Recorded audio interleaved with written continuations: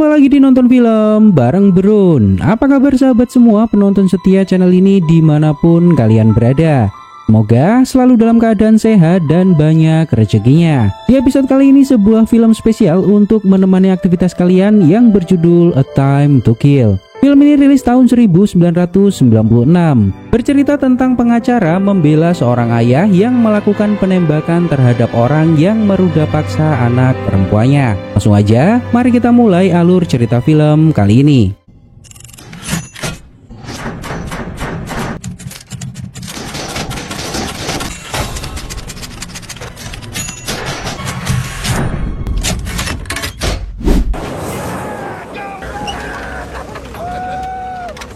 Di awal kisah, dua pemuda bernama Billy dan Pete datang ke sebuah wilayah. Mereka membuat keributan dengan siapapun yang ditemuinya di jalanan.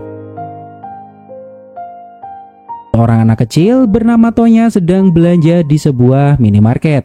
Lalu Billy dan Pete datang ke tempat itu mengambil beberapa makanan dan bir sembari mengintimidasi pemilik toko. Di sebuah tempat, seorang pria bernama Jack akan berangkat kerja dan sudah dijemput temannya bernama Harry. Diketahui bahwa Jack adalah seorang pengacara di wilayah ini. Saat Tonya berjalan pulang membawa belanjaan, Billy memiliki rencana kotor.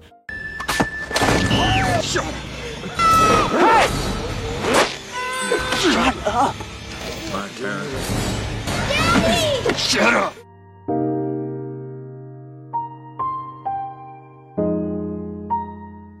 Beberapa waktu kemudian, saudara-saudara Tonya menemui ibunya yang bernama Gwen dan mengatakan bahwa mereka menemukan belanjaan Tonya di tepi jalan.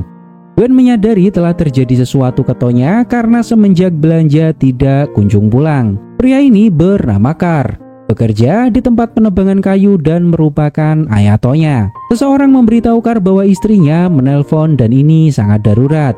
Jack mendapat informasi dari asistennya bahwa firma milik Jack telat membayar uang sewa.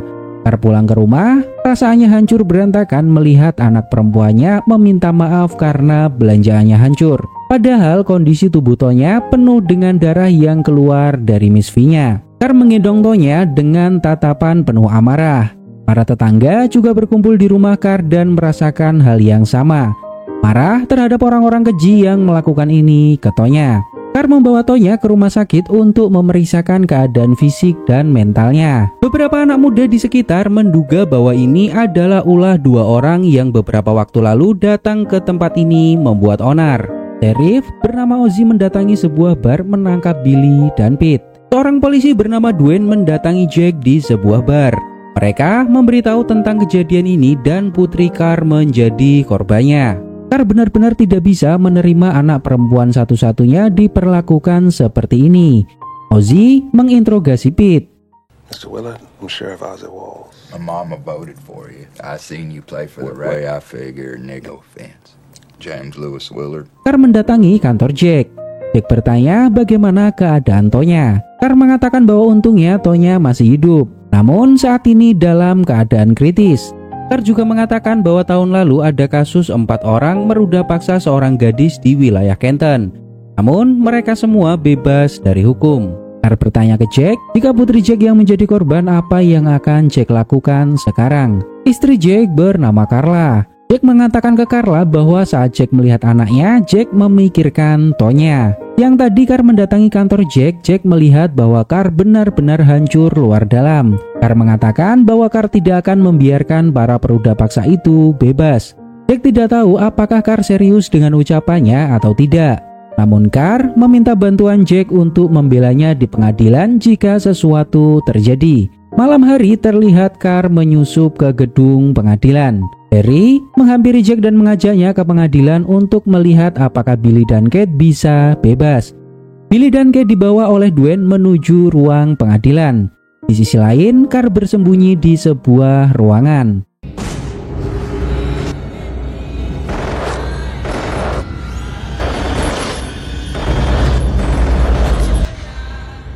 Jack pulang ke rumah dan memberitahu Carla bahwa Carl benar-benar melakukannya. Sheriff mendatangi rumah Carl dan terlihat Carl tidak melarikan diri. Jack mendatangi Carl di ruang tahanan sementara. Carl mengatakan bahwa selama hidupnya Carl tidak pernah memusuhi orang lain. bahkan tidak pernah mengganggu mereka. Hingga sesuatu terjadi pada Tonya, Carr tidak bisa diam saja melihat anaknya diperlakukan seperti itu. Jika Carr tidak bertindak, pengadilan hanya akan membebaskan para pelaku. Karena hukum di wilayah ini selalu memberatkan orang-orang seperti Carr selama ini. Carr juga mengatakan bahwa Carr tidak menyesali perbuatannya. Carr bertanya bagaimana kondisi Dwayne. Jack mengatakan bahwa Dwayne terkena tembakan di lutut dan lututnya hancur sehingga Dwayne harus diamputasi. Jack memberitahu bahwa besok akan dilakukan sidang pembuka. Jaksa wilayah bernama Rufus akan meminta hakim mempercepat sidang. Rufus akan menjadi tim penuntut dalam kasus ini. Diketahui bahwa Rufus adalah sosok yang kejam dan ambisius. Carr bertanya, menurut Jack apakah Carr bisa menang dalam sidang ini? Jack mengatakan bahwa semuanya tergantung juri. Mereka yang akan memutuskan. Carr juga bertanya berapa biaya untuk kasus seperti ini. Jack mengatakan bahwa kemungkinan bisa lebih dari $50.000. Carr menjelaskan bahwa dirinya tidak memiliki cukup uang. Carr hanya bisa membayar $10.000. Jack memutuskan akan tetap membantu Carr. Pria ini adalah Rufus, jaksa wilayah yang akan menuntut Carr. Rufus mengatakan bahwa Jack tidak bisa apa-apa tanpa Wilbank. Rufus mengatakan ke anak buahnya bahwa di wilayah ini orang-orang seperti Carr hanya 20%. Rufus yakin semua juri akan berasal dari kelompok Rufus. Rufus juga meminta anak buahnya menghubungi Dewan Legislatif agar sidang tetap dilakukan di wilayah ini. Karena kemungkinan Jack akan minta sidang dialihkan ke wilayah lain. Dan juga kirimkan hadiah untuk Wilbank agar dia tidak ikut campur dan membantu Jack. Rufus tidak mau ada kesalahan karena kasus ini akan menaikkan nama Rufus di media. Pria ini adalah Wilbank, guru dari Jack. Jack menceritakan kasus Carr ke Wilbank. Satu-satunya pembelaan yang bisa Jack lakukan adalah mengatakan Carr tidak waras. Dan Jack harus mencari dokter jiwa untuk membuktikan hal tersebut. Jack juga sudah meminta pemindahan sidang. Karena Jack tahu di wilayah ini hukum tidak seimbang untuk orang-orang seperti Carr. Wilbank menegaskan bahwa Carr bersalah secara hukum. Di negara ini tidak mengizinkan main hakim sendiri. Namun Wilbank memiliki pandangan bahwa Jack bisa memenangkan kasus ini dan keadilan bisa ditegakkan. Namun jika Jack kalah, keadilan juga ditegakkan. Dan ini adalah sebuah kasus yang menarik. Jack membutuhkan bantuan Wilbank. Namun Wilbank mengatakan bahwa izin miliknya sudah dicabut. Dan saat ini Wilbank tidak bisa lagi menjadi pengacara di pengadilan. One case at a time. How about it, Lucian? Pria ini bernama Freddy, saudara Billy. Dan yang berambut panjang bernama Winston. Mereka tidak terima saudaranya dibunuh dan akan menghubungi klan untuk melakukan balas dendam. Klan adalah kelompok taat agama yang melawan pemerintah. Mereka berencana mengundang klan datang ke sini untuk melakukan pembalasan. Jack melihat tayangan berita di mana Jack mengatakan ke wartawan bahwa Jack akan menjadi pengacara Carr. Dan Jack akan membuktikan bahwa warga daerah selatan tidak memandang ras untuk sebuah kebenaran. Lalu, sebuah telepon dari orang tak dikenal mengancam Jack. Jika orang negro itu bebas, maka Jack tidak akan pernah hidup tenang. Rufus memberikan komentar ke wartawan jika Rufus menang, maka Rufus akan meminta hukuman mati untuk Carr. Rufus juga mengatakan bahwa Jack adalah pengacara amatir yang belum lulus kuliah hukum. Tidak akan ada bedanya ada dia atau tanpa dia di pengadilan. Sidang pertama dimulai. Hakim bernama Nose membacakan tuduhan atas kasus Carr di mana Carr membunuh 2 orang pria dan melakukan percobaan pembunuhan terhadap seorang polisi bernama Dwayne. Perempuan ini bernama Ellen, seorang pengacara yang tertarik mengikuti kasus Carr. Carr mengatakan bahwa dirinya tidak bersalah. Jack mengajukan pembelaan tidak bersalah dengan alasan Carr tidak waras. Pengajuan bebas bersyarat, pengajuan pemindahan sidang, dan semua pengajuan yang Jack berikan ke hakim ditolak. Jack marah ke hakim dan bilang bahwa Carr tidak akan mendapat keadilan di Kenton. Karena wilayah ini sejak dulu tidak bisa adil dengan orang-orang seperti Carr. Namun hakim tidak peduli dengan omongan Jack. Lalu Ellen maju ke meja Jack dan memberikan sebuah catatan. Jack mendapat teguran dari hakim di mana hakim tidak suka sikap sok aksi Jack di ruang sidangnya. Lalu Jack membaca surat di atas meja entah dari siapa. Jack mengatakan hal ini ke hakim. Di tahun 1985 dalam sebuah kasus, penolakan pemindahan pelaksanaan sidang mengakibatkan munculnya banding. Hal ini membuat hakim sedikit terkejut. Hakim tetap meminta sidang dilakukan di Canton dalam 1 minggu ke depan, dan Carr akan ditahan di kantor polisi sampai sidang dimulai. Rufus meminta anak buahnya mencari dokter jiwa untuk mewawancarai Carr. Rufus juga ingin tahu dokter mana yang Jake gunakan. Rufus minta anak buahnya menggunakan semua cara untuk menghancurkan Jake di pengadilan. Carr memberi Jake $900, di mana seharusnya Carr memberi uang muka $1.000 untuk Jake. Carr mengatakan bahwa anak istrinya butuh makan, dan hanya ini yang bisa Carr berikan.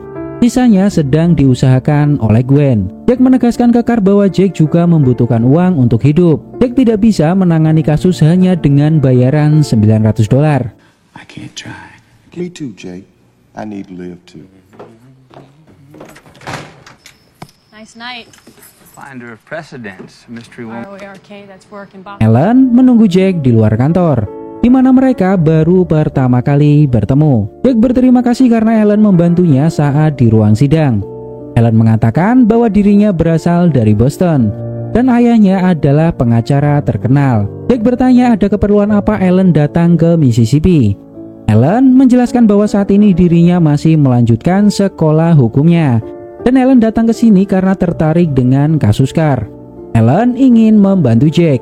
Ellen tahu bahwa selama ini Jake kerja sendiri karena tidak mampu membayar orang untuk membantunya, dan kantor Jake juga sudah menunggak sewa beberapa waktu. Ellen akan membantu Jake tanpa bayaran karena ayahnya sudah kaya. Jake menghargai atas simpati Ellen, namun Jake menolak permintaan Ellen. Ellen memberikan sebuah berkas di mana itu adalah sebuah kasus pembunuhan karena balas dendam dan pelakunya berhasil dibebaskan. Freddy mendatangi klan di sebuah tempat dengan mata tertutup. Seorang pria bernama Stem dijuluki Naga Agung, pemimpin klan di daerah Mississippi. Stem mengatakan bahwa selama ini klan bersembunyi dan dianggap sudah tidak ada. Stem menegaskan bahwa klan akan tetap ada, hanya menunggu waktu untuk keluar menyampaikan keadilan Tuhan. Freddy berterus terang kedatangannya ke sini untuk minta bantuan ke klan. Freddy mengatakan bahwa Freddy ingin membalas orang-orang yang menembak saudaranya. Lalu Stem memberikan syarat ke Freddy. Freddy harus membawa 6 orang yang memiliki pemikiran sama dengan Freddy untuk membentuk klan baru di wilayah Freddy. Freddy juga memberi informasi pengacara yang membela Carr. Stem punya rencana untuk mengintimidasinya. Ozzy membawa Carr keluar dari penjara menuju rumah sakit. Carr melihat Dwayne kehilangan satu kakinya karena tertembak Carr saat di gedung persidangan. Diketahui bahwa mereka berdua adalah teman main sejak kecil. Carr meminta maaf karena telah menembaknya. Carr tidak memiliki niatan untuk mencelakai Dwayne. Di sisi lain terlihat Freddy mengajak teman-temannya menandatangani surat perjanjian di mana mereka akan mengabdi pada klan. Bahkan dari pihak polisi yang menjadi teman Freddy juga bersedia bergabung. Jake datang ke gereja bertemu dengan orang tuanya. Mereka khawatir dengan Jake karena Jake mengambil peran menjadi pengacara Carr. Di gereja yang berbeda, Gwen mengajak Tonya yang sudah terlihat membaik. Semua jemaat menyambut kedatangan Tonya. Mereka memberi semangat untuk Tonya karena Tonya pasti mengalami trauma yang sangat menyakitkan. Seorang pria bertemu pendeta dan mengatakan bahwa saat ini Carr diadili karena Carr adalah orang-orang seperti kita. Pria ini juga membawa orang-orang dari NABC, dan NABC ingin memberi Carr pengacara baru. Masyarakat kita harus bersatu mengumpulkan dana untuk membantu Carr dalam persidangan ini, karena selama ini mereka merasa diperlakukan tidak adil dalam pemerintahan. Obviously, we would expect you to modest administration for your troubles. Di sebuah tempat klan mengadakan ritual penyambutan anggota baru, di mana Freddy akan menjadi pimpinan cabang di wilayahnya. Seseorang menelpon Carla dan meminta Carla keluar dari rumah.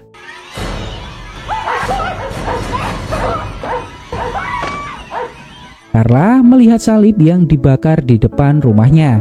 Ozzy mengatakan bahwa pemadam kebakaran datang tepat waktu. Jika telat, maka rumah Jake akan ikut terbakar. Carla mengatakan bahwa klan membakar salib di depan rumah ini. Selama ini tidak pernah ada kabar tentang klan lagi di wilayah ini. Dan sekarang mereka tiba-tiba muncul meneror rumah Jake. Carla menduga ini pasti ada hubungannya dengan kasus yang Jake tangani. Gwen membawa Tonya menemui Carr. Gwen menjelaskan bahwa Tonya perlahan kondisinya mulai membaik. Rahangnya mulai membaik walaupun Tonya belum bisa berlari, namun lambat laun kekuatannya akan pulih. Namun, Tonya mengalami kerusakan fatal di misfi dan rahimnya, di mana Tonya dinyatakan dokter tidak akan bisa memiliki anak. Hal ini benar-benar membuat hancur hati seorang ayah. Walaupun pelaku sudah ada di dalam kubur, namun rasa sakitnya masih terbayang-bayang di kepala Carr. Gwen juga memberitahu bahwa gereja mengumpulkan sumbangan untuk membantu biaya Carr di persidangan. Biar bagaimanapun, Gwen membutuhkan uang untuk makan sehari-hari anak-anak dan kebutuhan di rumah. Jack didatangi petugas yang menagih uang listrik di kantornya. Mereka memiliki hutang $2.000 sementara uang kantor hanya tersisa $100. Asisten Jack mengatakan bahwa mereka akan diusir dari tempat ini jika tidak mampu bayar sewa. Asisten Jack juga mengatakan bahwa beberapa waktu lalu dia dapat telepon dari orang tak dikenal dan mengancamnya jika Carr bebas maka mereka akan meneror rumahnya. Jack mendatangi penjara dan bertemu dengan perwakilan dari gereja. Pria ini mengatakan bahwa kasus Carr memiliki dampak yang sangat luas, bisa menimbulkan permusuhan dan rasisme di wilayah ini bahkan di semua wilayah. Dan pria ini datang membawa pengacara baru untuk membela Carr. Pendeta mengatakan bahwa gereja mengumpulkan sumbangan dan uangnya akan digunakan untuk membayar pengacara. Lalu Carr bertanya apakah uang sumbangan itu bisa Carr gunakan untuk memilih pengacaranya sendiri. Carr akan tetap menggunakan Jack menjadi pengacaranya. Freddy mengintai kantor Jack. Jack dan Harry melihat Rufus sedang bersama hakim dan terlihat mereka sangat akrab. Lalu Ellen mendatangi Jack. Ellen memberikan sebuah berkas kasus di mana dalam persidangan kasus pembunuhan dengan alasan tak waras hanya 1% kemungkinan berhasil. Ellen menawarkan diri untuk kedua kalinya agar bisa menjadi asisten Jack. Seorang pria menelpon sheriff dan mengatakan bahwa akan ada yang mati malam ini.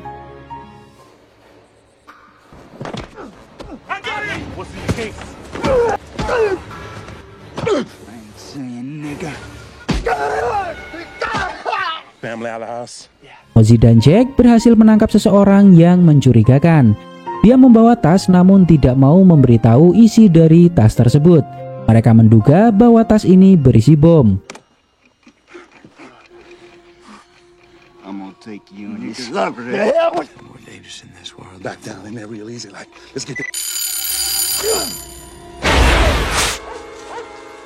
Dan ternyata benar itu adalah sebuah bom yang ditunjukkan untuk menghancurkan rumah Jack. Beberapa waktu kemudian Jack mengirim istri dan anaknya kembali ke rumah orang tua mereka untuk sementara waktu karena merasa di rumah bersama Jack tidak aman. Carla meminta Jack untuk berhenti menangani kasus ini demi keselamatan keluarganya. Namun Jack mengatakan jika Jack berhenti maka Carr akan dihukum mati dan permusuhan antar kelompok akan semakin memanas. Mereka butuh keadilan. Jack menemui hakim di rumahnya. Hakim mendengar teror yang menimpa Jack belakangan ini. Hakim memberitahu bahwa hakim sudah membaca permohonan Jack tentang pemindahan tempat sidang dan hakim memutuskan menolak permohonan Jack. Hakim juga mengatakan bahwa Jack adalah pengacara berbakat dan suatu saat nanti Jack pasti menjadi pengacara yang terkenal. Apakah Jack mau dikenal karena membela seorang pembunuh? Hakim memberikan sebuah kesepakatan jika Carr mengaku bersalah, maka Rufus hanya akan menuntut Carr selama 20 tahun penjara. Jack menyadari bahwa hakim sudah menjadi bagian dari rencana Rufus. Hal ini akan membuat Jack melewati jalan yang berat di pengadilan. Jack mendatangi Wilbank di mana Wilbank mengenalkan seorang mantan dokter bernama Dr. Bass yang bisa menjadi saksi ahli. Namun terlihat mereka adalah seorang pemabuk saat ini. Asisten Jack diteror oleh klan di rumahnya.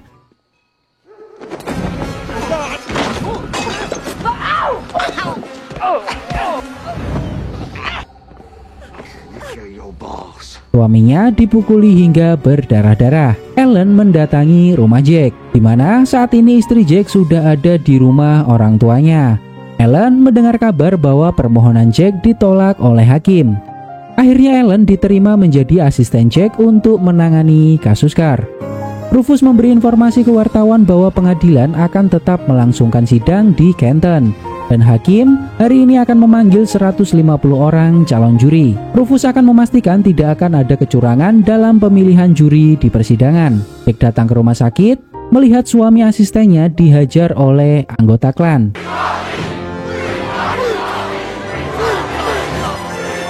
Beberapa waktu kemudian orang-orang yang mendukung Carr berbondong-bondong melakukan unjuk rasa menuntut Carr dibebaskan.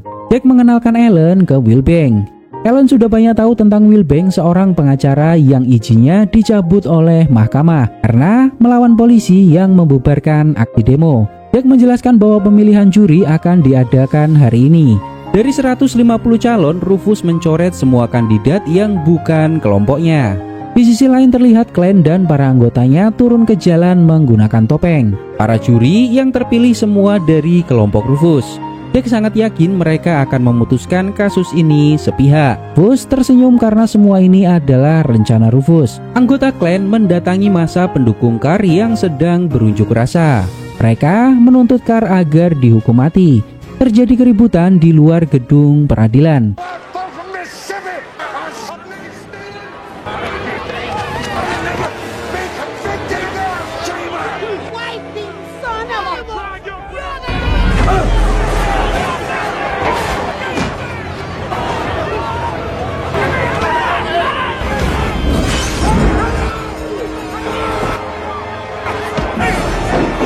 Salah satu polisi melihat Ozzy dihajar oleh Klan. Namun dia diam saja dan sengaja pergi karena polisi tersebut juga bagian dari Klan. Jack pergi keluar menolong Ozzy, yang mengakibatkan kaki Jack terkena pisau dari anggota Klan. Beberapa waktu kemudian setelah kejadian ini dikabarkan Stam tewas terbakar di depan gedung peradilan. Teman-teman Freddy meminta Freddy untuk pulang karena semuanya sudah berakhir. Pemimpin Klan sudah meninggal di depan gedung peradilan. Namun Freddy tidak mau. Freddy akan mengambil alih Klan dan melanjutkan misinya. Jack dan Ellen makan bersama di sebuah restoran. Jack menceritakan bahwa waktu itu Carr pernah bilang akan melakukannya. Jack berusaha meyakinkan diri bahwa Carr hanya bercanda dengan ucapannya. Namun dia benar-benar melakukannya. Jack melihat anaknya di rumah dan berpikir jika anaknya yang menjadi korban, maka Jack akan melakukan hal yang sama dengan Carr. Freddy menjadi tak terkontrol dan melakukan banyak teror secara terang-terangan. Saat kembali ke rumah, Jack mendapati rumahnya sudah hangus terbakar. Polisi militer dikerahkan ke Kenton untuk mengamankan gedung peradilan. Harry mendatangi Jack di mana rumah Jack sudah habis terbakar. Harry membelikan tiket dan meminta Jack untuk menemui istrinya. Namun Jack tidak mau. Jack tidak akan berhenti dari kasus ini. Jika Jack berhenti, semua yang sudah Jack korbankan akan sia-sia. Ternyata anjing Jack masih hidup dan bersembunyi. Di depan gedung persidangan, kelompok pendukung Carr dan para anggota Klan masih tetap menyuarakan pendapatnya. Mereka memiliki pendapat yang bertentangan. Sidang akhirnya dimulai. Orang tua Billy menjadi saksi. Jack dengan sangat lantang bertanya ke orang tua Billy. Selama Billy hidup, berapa gadis yang sudah diruda paksa oleh Billy? Mendengar hal ini, hakim memutuskan untuk menunda sidang dan memanggil Jack ke kantornya. Ellen bertanya ke Harry kenapa Jack melakukan itu. Harry menegaskan bahwa Jack harus menyerang lebih dulu, dan itu lebih penting bagi Jack. Dengan begini Jack tahu siapa saja yang bersekongkol dengan Rufus. Sheriff Ozzy juga menjadi saksi di mana menyatakan bahwa sidik jari yang ditemukan di senjata adalah milik Carr. Dan itu jelas adalah senjata Carr. Sheriff juga menjelaskan bahwa dirinya yang menangkap kedua pelaku. Jack bertanya apakah Pete menandatangani surat pengakuan telah meruda paksa Tonya. Hakim menegur Jack lagi dan menegaskan ke Jack bahwa persidangan ini bukan tentang kasus ruda paksa, namun kasus pembunuhan Carr terhadap Billy dan Pete. Ozzy melanjutkan ucapannya dan mengatakan bahwa Pete mengakui bahwa dirinya meruda paksa gadis berumur 10 tahun bernama Tonya. Rufus marah mendengar hal ini dan menganggap mereka tidak objektif mengikuti persidangan. Hakim meminta juri mengabaikan perkataan sheriff. Lalu sidang ditunda hingga besok. Jack dan Wilbank mendatangi rumah asisten Jack. Jack meminta maaf karena semua ini terjadi karena Jack. Perempuan ini meminta Jack untuk terus melakukan apa yang seharusnya Jack lakukan. Ellen mengatakan bahwa Rufus akan membawa ahli jiwa ke pengadilan besok. Dan Ellen belum menemukan cara menjatuhkannya. Di sebuah tempat para juri sedang makan dan mencuri-curi waktu untuk membicarakan kasus ini kepada juri-juri yang lain. Dari semua juri yang memutuskan Carr bersalah ada 7 orang. 1 orang memutuskan tidak bersalah dan sisanya belum memiliki keputusan. Dari hal ini mereka sudah menyimpulkan bahwa Carr akan dihukum mati. Ellen mendatangi rumah dokter yang akan menjadi saksi ahli Rufus. di mana Ellen menyamar sebagai reporter yang akan mewawancarai Dr. Rodehever. Namun dokter tidak ada saat ini karena sudah berangkat ke pengadilan. Akhirnya sidang dilanjutkan, di mana Dwayne menjadi saksi.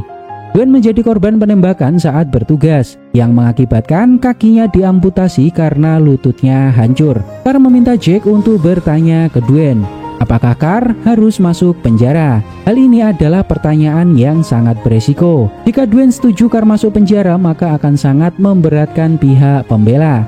Namun Carr tetap memaksa Jack menanyakannya. Jack bertanya ke Dwayne apakah Carr sengaja menembaknya. Dwayne menjawab itu adalah sebuah kecelakaan.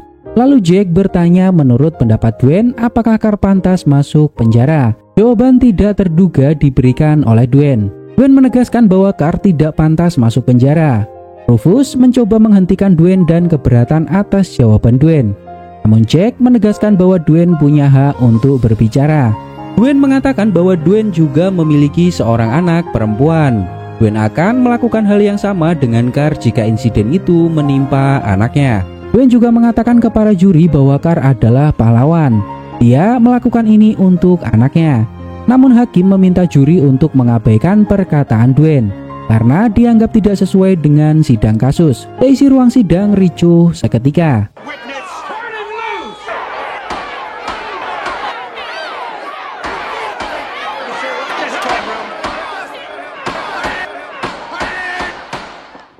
Terlihat Ellen menyusup ke kantor Dr. Rodehever mencari sebuah arsip. Dr. Rodehever menjadi saksi ahli di pihak Rufus. Dia merupakan dokter ahli kejiwaan. Rodehever menjelaskan tentang hukum McNaughton. Seseorang tidak bisa membedakan mana yang benar dan mana yang salah baru bisa dinyatakan tidak waras. Dan Rodehever sudah memeriksa Carr, dan Carr terbukti waras. Ellen buru-buru pergi dari kantor Rodehever untuk kembali ke pengadilan. Rodehever menegaskan bahwa saat Carr membunuh Billy dan Pat, kondisi mentalnya tidak terganggu dan dia melakukannya dengan keadaan sadar. Ellen sampai di pengadilan tepat waktu. Ellen memberikan beberapa catatan ke Jack untuk ditanyakan ke Rodehever. Jack bertanya untuk siapa Rodehever bekerja. Rodehever menjawab untuk negara bagian Mississippi. Selama bekerja, berapa banyak sidang yang Rodehever hadiri yang menggunakan ketidakwarasan sebagai alat pembelaan? Rodehever menjawab ini adalah sidang ke-46 yang dihadiri. Jack bertanya lagi, dari 46 sidang, berapa banyak Rodehever mengatakan bahwa terdakwa waras? Rufus keberatan dengan pertanyaan ini dan mengatakan bahwa pertanyaan Jack membuat sidang ini terlihat konyol. Namun hakim memberi izin Jack melanjutkannya. Rodehever mengatakan tidak ingat. Jack menjelaskan bahwa dokter pernah bersaksi atas kasus Dan Baker, sebuah kasus pembunuhan berganda brutal, dan Dr. Rodehever menyatakan pelakunya waras. Beberapa dokter jiwa lainnya tidak sependapat dengan Rodehever waktu itu. Ternyata Baker terbukti tidak waras dan dimasukkan ke dalam rumah sakit jiwa. Saat ini Dan Baker ada di rumah sakit jiwa, di mana rumah sakit itu dipimpin oleh Rodehever sendiri. Lalu Jack meminta dokter menjelaskan kepada juri. Tahun 1985 Rodehever bersaksi atas Dan Baker bahwa dia waras. Namun juri waktu itu tidak sependapat dan Baker dibebaskan dan dikirim ke rumah sakit jiwa karena terbukti tidak waras. Dan sejak saat itu Baker menjadi pasien di rumah sakit Rodehever. Jack menyimpulkan bahwa Dr. Rodehever tidak profesional dan memberikan kesaksian yang terkesan direncanakan dalam sidang ini. Rodehever benar-benar terkena jebakan Jack. Jack mengatakan bahwa Ellen yang terbaik mencari informasi. Freddy menembak Jack yang keluar dari ruang sidang namun mengenai seorang tentara yang berjaga.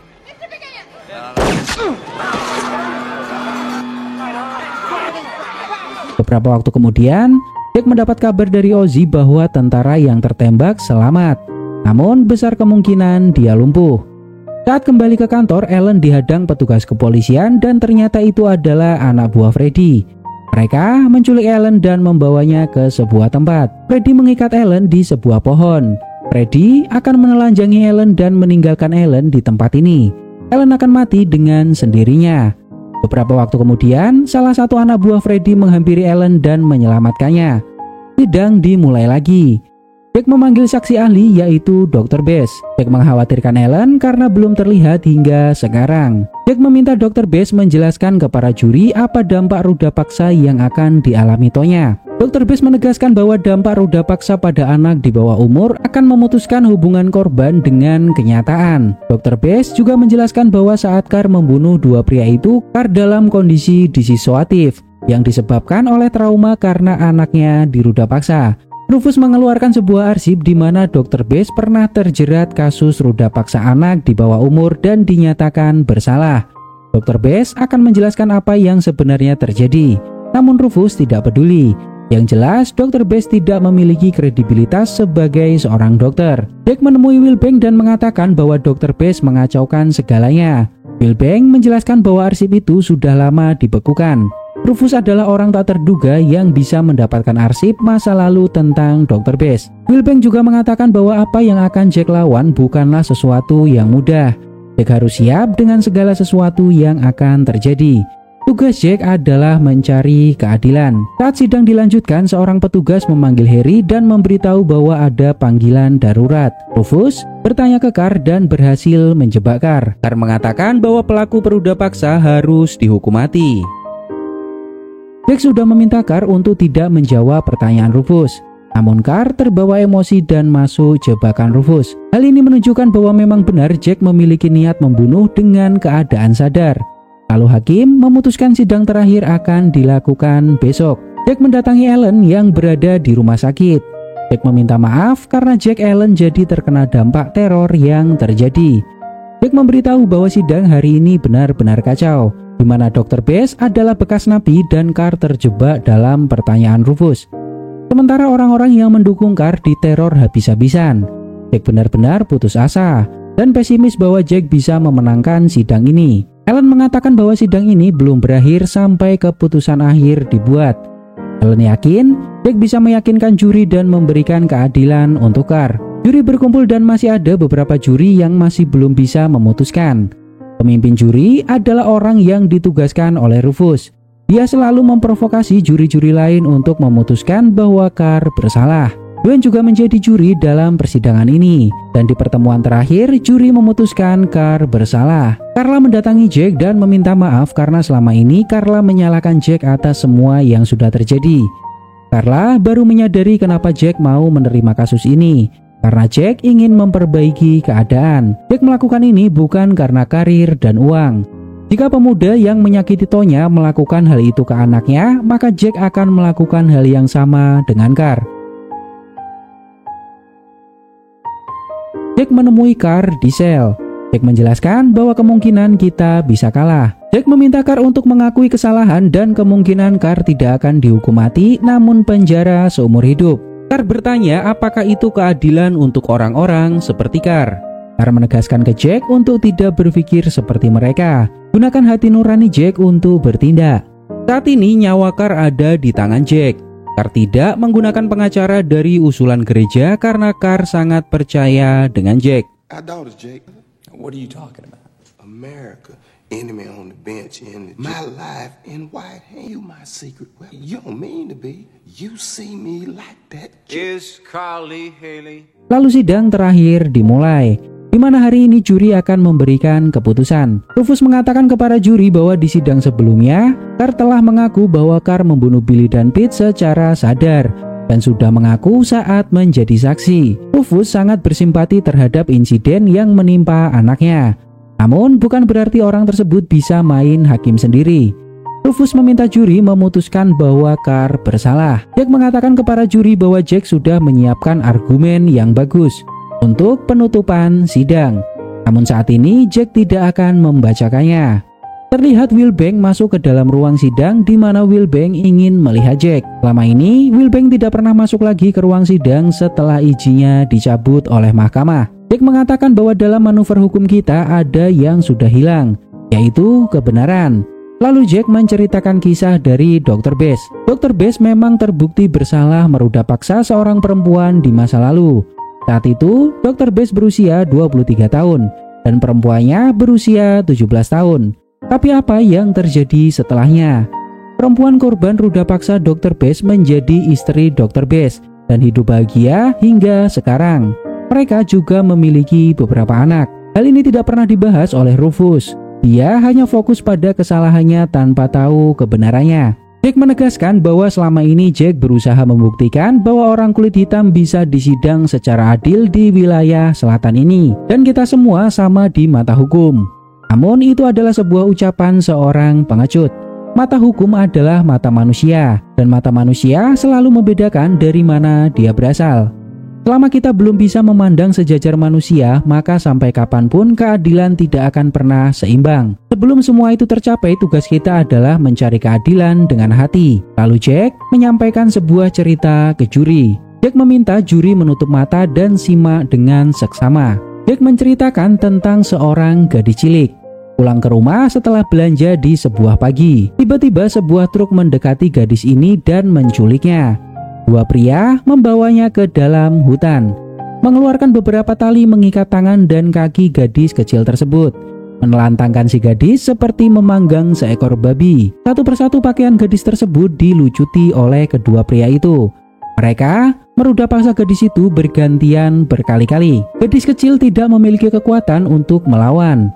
Bahkan menangis pun sudah tidak bisa dia lakukan. Dua pria tidak beradab menghancurkan apa yang dimiliki seorang gadis tidak berdosa dengan nafas dan keringat yang bau minuman. Rahim gadis tersebut rusak karena keberingasan dua pria ini dan menyebabkan si gadis kecil tidak akan memiliki keturunan sampai kapanpun. Setelah puas menyalurkan hasrat, dua pria ini tidak berhenti. Mereka masih melempari gadis kecil itu dengan kaleng bir dan mengencingi wajah gadis itu, hingga menyebabkan beberapa tulang patah karena saking kerasnya mereka melempar. Dua pria ini masih punya tali dan mereka membuat simpul menaruhnya di leher si gadis. Lalu mereka menggantung si gadis di sebuah pohon.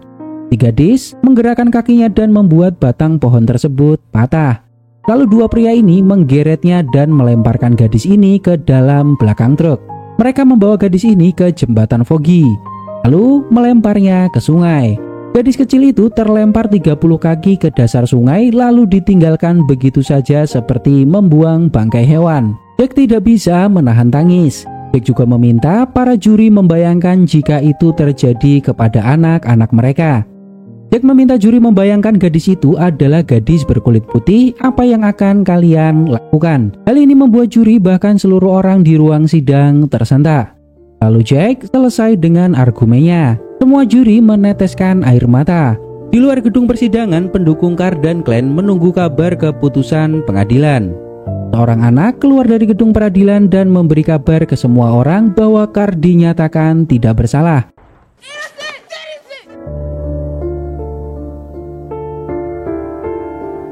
Freddy benar-benar marah mendengar berita ini.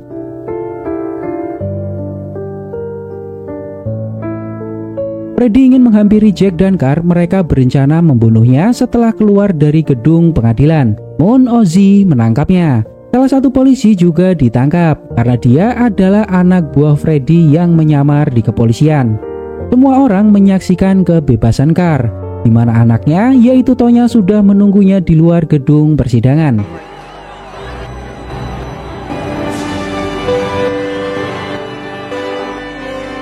Di akhir cerita, Carr mengadakan acara kecil-kecilan di rumah dan dihadiri kerabat dekat. Jack dan keluarganya datang ke rumah Carr membawa sebuah hadiah. Semua orang melihat Jack karena Jack satu-satunya orang yang mau datang ke wilayah ini tanpa membuat onar. Carla juga terlihat bisa menyesuaikan diri dengan Gwen. Gwen juga menyambut baik Carla dan anaknya. Jack mengatakan bahwa saat ini anak kita bisa bermain bersama. Lalu Carr tersenyum. Gimana menurut pendapat kalian tentang film ini? Silahkan tulis di kolom komentar.